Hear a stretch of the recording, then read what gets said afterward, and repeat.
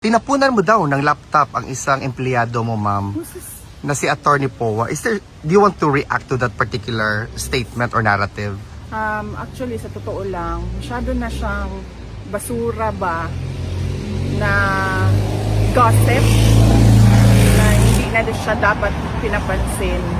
Pero dahil tinanong mo, sagutin ko na lang, never in the history sa aking trabaho ako nagtapon ng laptop sa isang colleague or sa isang empleyado or sa isang abogado.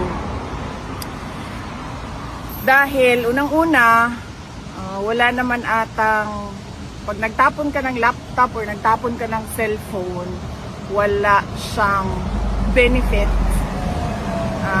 sa iyo, and syempre wala siyang benefit sa tatamaan ng laptop or cellphone.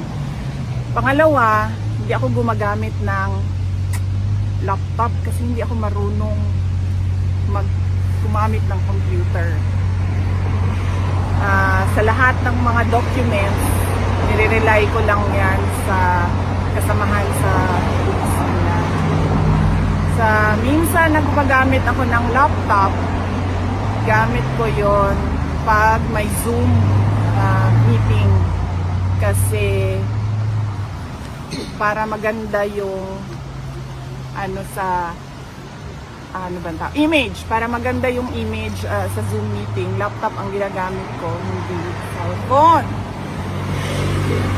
Sunod ay yung laptop ko, personal ko siya na laptop, binili ko siya, mahal siya, and hindi ko siya itatapon basta-basta kasi nasisira siya at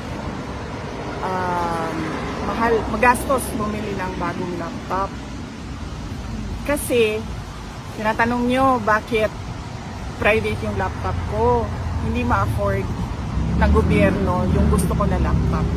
So nagpabili ako ng laptop, sabi ng mga tao sa gobyerno hindi daw nila ma-afford yung